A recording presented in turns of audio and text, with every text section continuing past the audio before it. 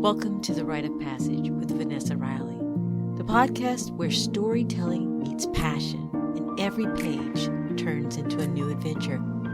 I'm your host, Vanessa Riley, and together we'll dive deep into untold histories, reflect on current events through a historical lens, share behind-the-scenes writing insights, and explore the ups and downs of the author's journey. From rich historical novels to unforgettable characters to pop culture's intrusion on the written word, hey, we're going to explore it all. So grab your pen, your notebook, and let's begin our journey through the written word.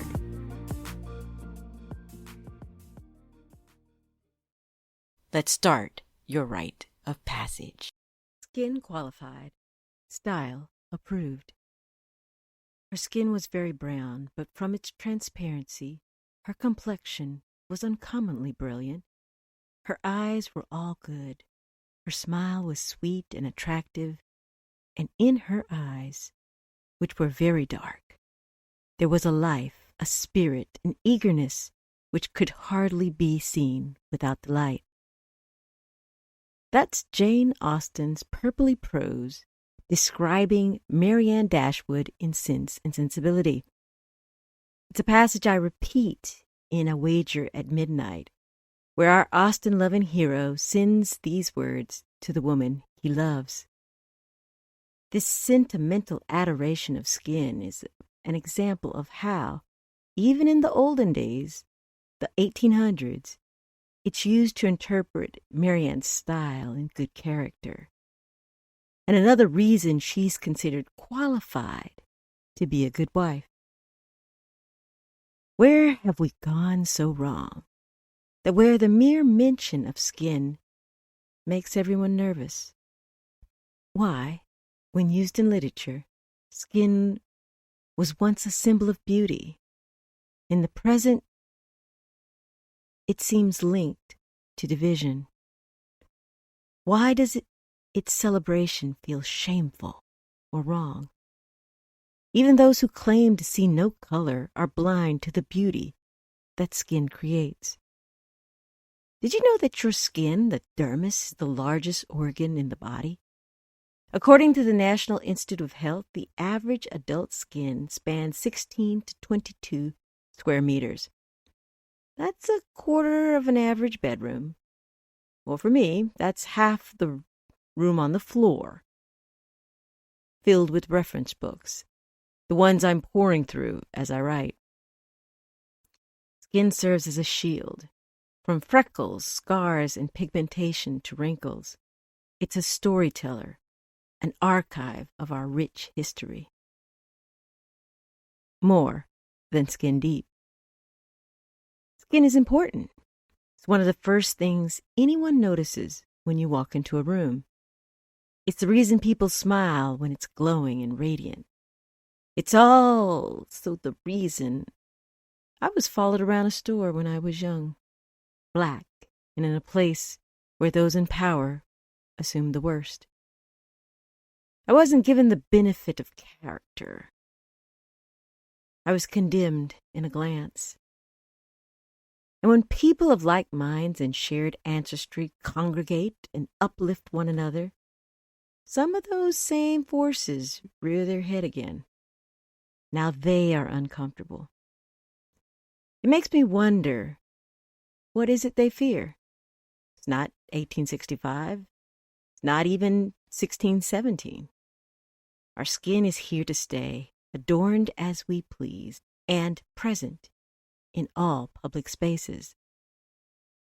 Yet I'm not just talking about external forces. I'm talking about the harm we inflict upon ourselves, those moments we buy into the false narrative that our skin makes us not enough.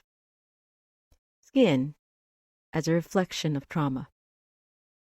Skin records our personal experiences and the imprints of ancestral resilience.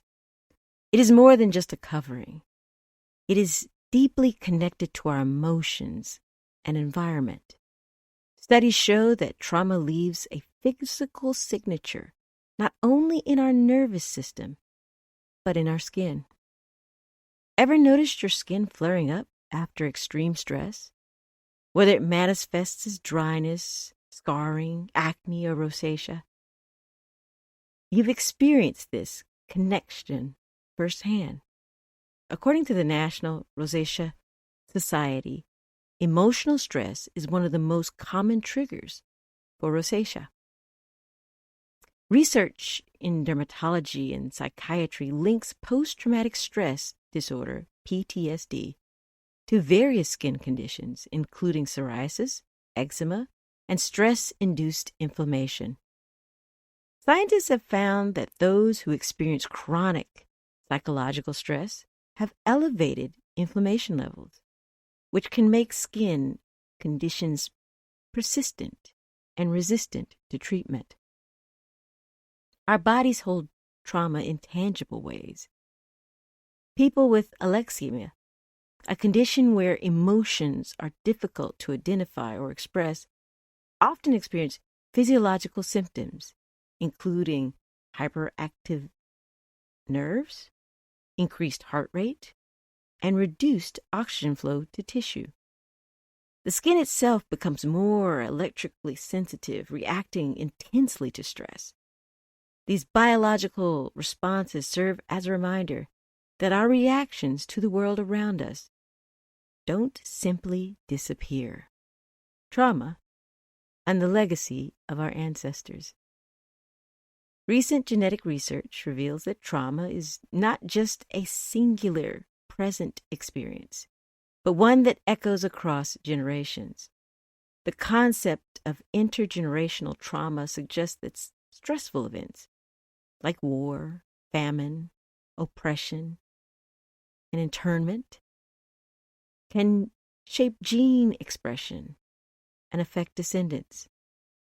Studies of Holocaust survivors and Dutch famine victims show that their children exhibited altered stress responses and health patterns. Throwing on my science-minded writer's hat for a moment, I must make it clear trauma doesn't change our DNA sequence, but it does influence which genes are activated or deactivated. Like an editor making notes in the margins of a manuscript, these epigenetic markers can be passed down, creating a biological legacy of resilience or vulnerability. However, just as these changes can be inherited, they can also be rewritten, properly edited out of existence. Healing, self-care, and community can reprogram these genetic expressions, offering paths of restoration. The power of ancestral survival. Every cell in your body is a testament to survival. Your ancestors endured hardships, some enslavement or forced migration, all subject to colonization. This legacy affects both the oppressed and the oppressor. Both absorb the hate and lies, whether through feelings of false superiority or the fallacy of expecting to be exploited. Back to our skin. Research from Yale and the Mayo Clinic reveals that every human carries an ancestral roadmap at the cellular level. This means that the struggles and triumphs of those who came before us are not just stories. We carry them in our blood, our bones, our skin. In the year of our Lord 2025, it's time to step back and see that we are wonderfully made. Even if our history or ancestry has endured the worst, and even if our ancestors have perpetrated the worst, knowing true history isn't about guilt. It's about recognition, returning honor to those who were hung from the arc of injustice. Legendary civil rights organizer Ella Baker often asked, "Who are your people?" It wasn't just a rhetorical question. It was an invitation to recognize the power of lineage. It wasn't a call for atonement, but a call to do better by those upholding supremacy and to do right by our neighbors, all our neighbors, the ones who don't worship, love, socialize, or believe like you, and especially those who don't look like you or possess your skin. The one thing on the list that's impossible to change. More than skin deep, the significance of first. We live in a world where women, Black people, and people of color are still achieving first. The first to graduate from certain institutions, the first to hold specific leadership positions. I was one of the first, if not the first, Black woman to graduate from Stanford University with a PhD in mechanical engineering. In 2001, only 4 Black women graduated in the U.S. with a doctorate in physics. I have the honor of knowing one of them. Shout out to Dr. Zelda. Yet despite how hard we work, how much harder we labor to gain our placements, someone will look at our brown skin and assume affirmative action, lax standards, different, easier tests. And of course, we are counted as didn't earn it hires.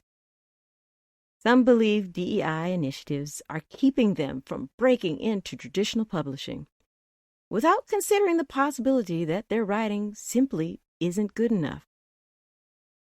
They don't realize that calls for historically disenfranchised groups don't mean the majority is ignored.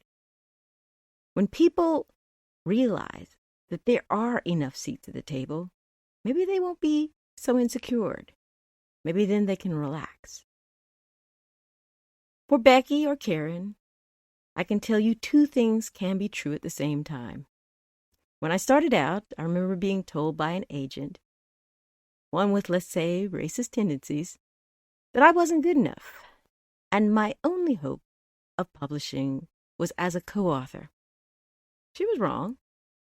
But that manuscript she reviewed, while it had unique style filled with purply prose and uncontrolled flourishes, it was trash. A wise person learns, adapts, and tries not to make the same mistakes. That, too, is baked into my skin. Don't hide your beauty.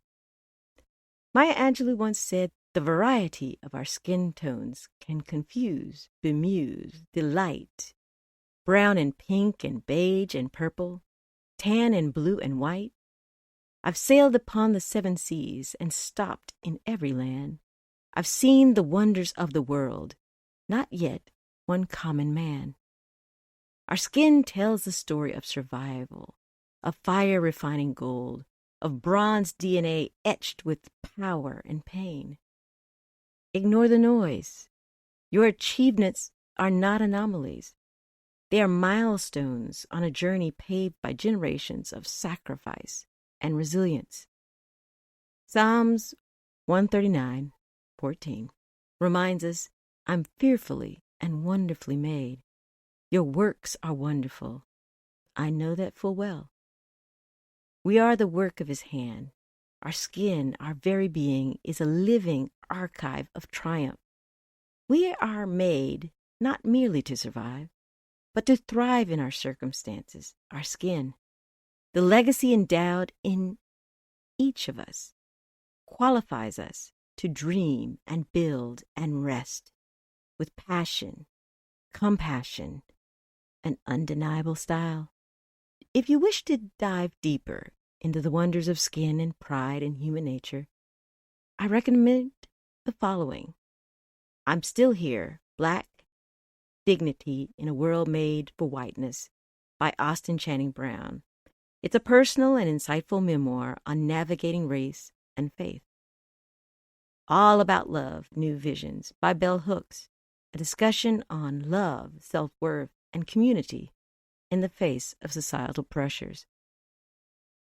Skin, A Natural History by Nina G. Jablonski, a fascinating look at the evolution and cultural significance of human skin. My Grandmother's Hand, Racialized Trauma and the Pathway to Mend Our Hearts and Bodies by Rashima Mekwam, a deep dive into how trauma is held in the body, particularly in the context of racial identity. And if you want to learn more about the powerhouse behind-the-scene activist Ella Baker, try Ella Baker and the Black Freedom Movement by Barbara Ransby. It's about Baker's pivotal role in the civil rights movement and her enduring legacy of grassroots leadership. It's on Substack or on my website, vanessariley.com, under the podcast link in the About tab. Thank you for listening. Hopefully you'll come again. This is Vanessa Riley.